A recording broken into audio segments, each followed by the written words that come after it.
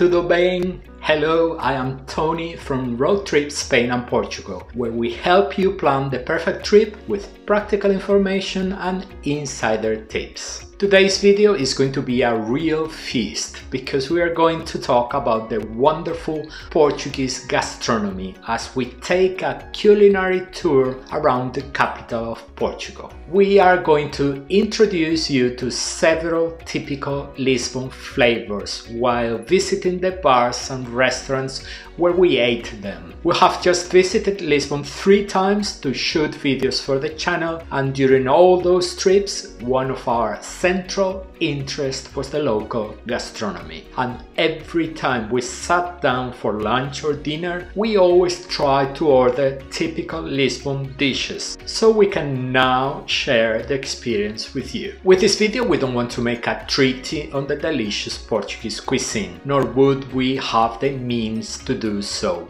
but we do want to point out dishes and flavors that we think are worth trying. Before we start, we visited all the places anonymously and paid for the meals out of our very own pocket. In the description of the video you will find the addresses of all the restaurants mentioned throughout the video. Before we sit down to eat lunch, let's start with some tiragostos, which are small portions of food that can be eaten at any time of the day. In other words, they are appetizers. Let's start with one of Portugal's most typical tiragostos, the bolinho de bacalhau, made with shredded cod, potatoes, onion, garlic, eggs and seasoning, which are molded into small balls and fried in hot oil until golden brown and crispy on the outside. Few things beat a well done bolinho de bacalhau. They can be ordered as a snack in any bar or as a starter in a restaurant. We tried the bolinhos from the Bom Jardim restaurant as a starter, which were very good and earned our highest rating of 5 stars. We also tried the bolinho from the famous bar O Trevo. We were served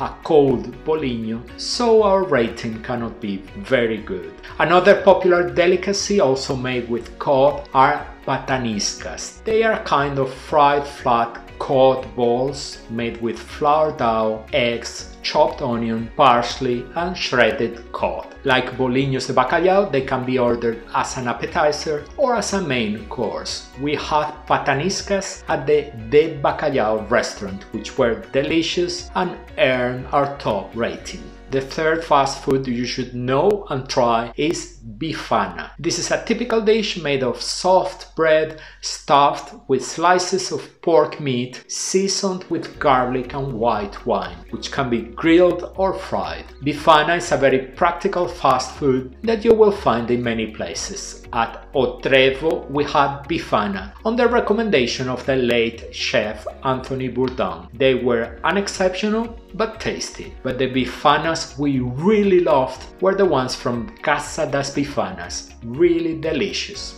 And now we're going to sit down to eat. A very important clarification before we start on a subject that surprises many foreigners. As soon as you sit down at the table, you will probably be served a couvert. This couvert in Portugal can have many different formats. It will almost always have a basket with various breads, sometimes olives, sometimes cheese. This couvert is not a courtesy of the house and you pay for it. The more ingredients it has, the more expensive it is, especially if it includes cheese. The price is usually listed on the menu. If you don't want the couvert, ask the waiter who brought it to take it away or leave it in a corner of the table and don't touch it. If you haven't touched it, you won't be charged for it. The couvert is not usually expensive and we almost always accept the bread, which is usually very good in Portugal. How about starting the meal with a soup? Caldo verde is probably Portugal's most famous soup, made with cabbage, potato, onion, garlic and served with some thinly sliced chorizo. And of course, seasoned with delicious olive oil. A good broa, a typical Portuguese bread, is the perfect accompaniment to caldo verde.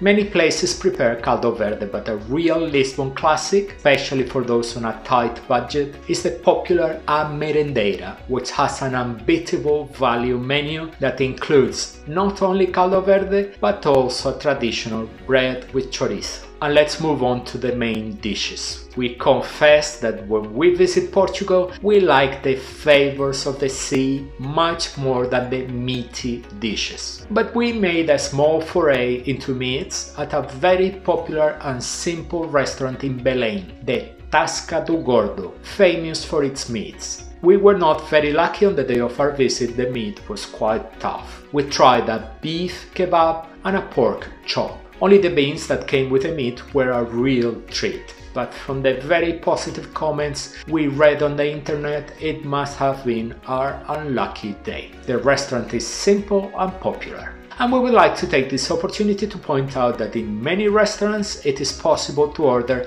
a half portion of a dish.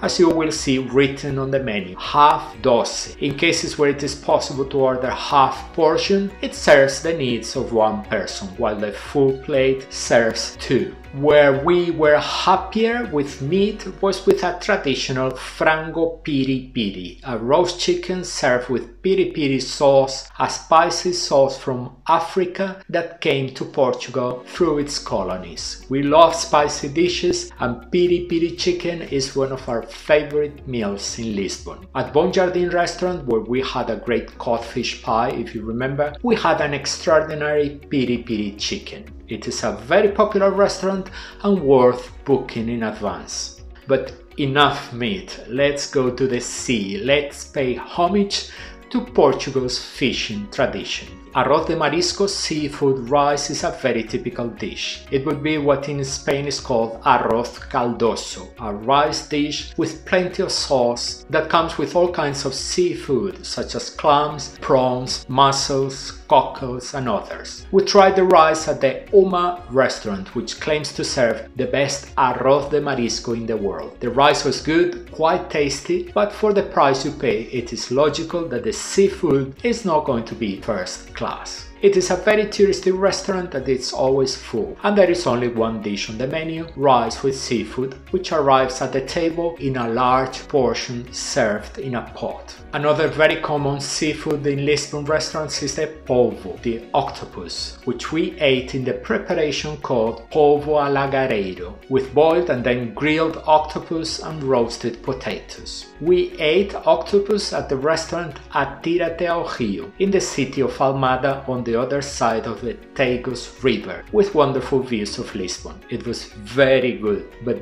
be aware that good octopus is never a cheap dish, and prices here are a bit expensive, mainly due to the location. Grilled fish is a great star of the local cuisine and a national passion. Always fresh, you will find everything from the popular sardines to species that are highly priced in Portugal, such as the wonderful carapaus. There are plenty of restaurants that grill fish in Lisbon. We had the ones in the images at Casa da India, near Chiado. Very good, very reasonably priced in a very simple place and always full of people, both tourists and locals. And now we come to the most important part of the video, where we are going to talk about cod, in Portuguese bacalhau. Any description of the importance of cod in Portuguese culture is going to fall short. One way to at least try to understand how a fish taken from the cold waters of the North Atlantic came to occupy such an important place in Portugal is to visit the interpretative center of the history of bacalhau, which we talked about in our Lisbon Top 20. Cod is everywhere, in the streets, in the markets, in the supermarkets, in the popular imagination. You may have heard that there are as many cod recipes in Portugal as there are days in the year, if not more. As we have eaten quite a lot of cod, we are now going to show you some cod recipes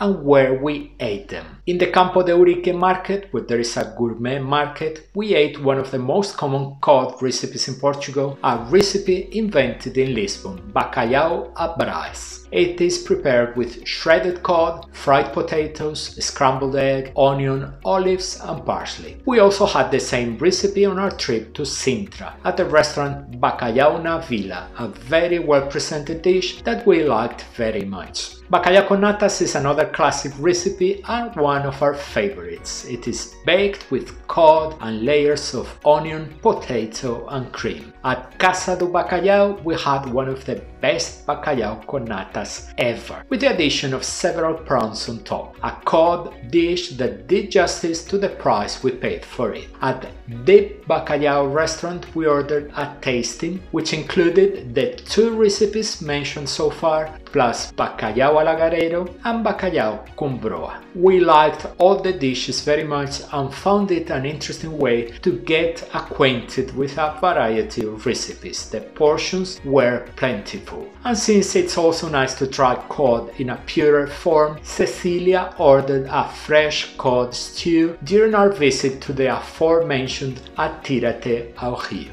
As we were focused on fish, we ordered very few desserts. The only one we ordered whenever it was available on the menu. I am crazy about it, and unfortunately for me, it's not that easy to find, is the Molotov, a large pudding made with egg whites and caramel. It is sensational, and if they don't have Molotov in the restaurant, look for it in a pastelaria. As many of you will know, there is a Lisbon sweet that has become world famous, a sort of gastronomic icon of Portugal, which we are going to talk about now. It is the perfect accompaniment to a coffee mid-morning, mid-afternoon, or at any time of the day or night. We are talking, of course, about pastéis de nata, and if you haven't tried them yet, we don't know what you're waiting for. Pastéis de nata are individual-sized pastries made with puff pastry and filled with a mixture of milk, lemon, cinnamon sugar and eggs, with recipes that change depending on who makes them. The invention, inspired by the sweets made in convents, took place in the Belém district, in the confectionery known today as Pastéis de Belém, where the authentic pastéis of the same name, are made. Only here the pastéis de nata may be called pastéis de Belém, but the recipe is the same and they are the same thing. When you visit the Belém neighborhood, make sure you visit this pastry shop and its delicacies. It has a very large space inside where you can see how the sweets are made. Insider tip, you should know that there is a very slow queue on the right to buy to take away and a much faster queue on the left to eat inside the confectionery. The usual thing to do is to put sugar and cinnamon on top of the pastries. Everyone has their favorite pastéis de nata. Ours are from Manteigaria, with many stores all over Lisbon. But there is life beyond the pastéis de nata, as you'll discover by looking in the pastelaria's shop windows. If your budget is very generous, otherwise don't even go near, the cakes at the Alcoa cake shop in the Chiado neighborhood are sublime, even if the prices are anything but enticing. Good thing you don't pay to look. Once you finish your meal, there's nothing like a typical Lisbon digestive drink. In the Rocio area you will find two traditional producers, Ginginha Espinheira and Ginginha Sem Rival, very close to each other, who both make Ginginha. Ginginha is a 20 proof liqueur made from sour cherries. It is served in a small glass and it is customary for the glass to contain a small fruit along with the liquor. Both Espinheira and Sem Rival are very simple places. You go in, order your glass or glasses, drink it and continue the tour. We have our favorite Ginginha. We want to know if it matches yours. And we end the video with one last culinary tip for those visiting Lisbon in the cold, because yes, visiting Lisbon in autumn and part of winter means bringing a coat and being prepared for the cold. But the city has a reward you won't find any other time of the year: the wonderful roasted chestnuts. What a joy it is to see the streets filled with the smoke rising from the chestnut vendors. When the chestnut season arrives, these These vendors set up in strategic places in the city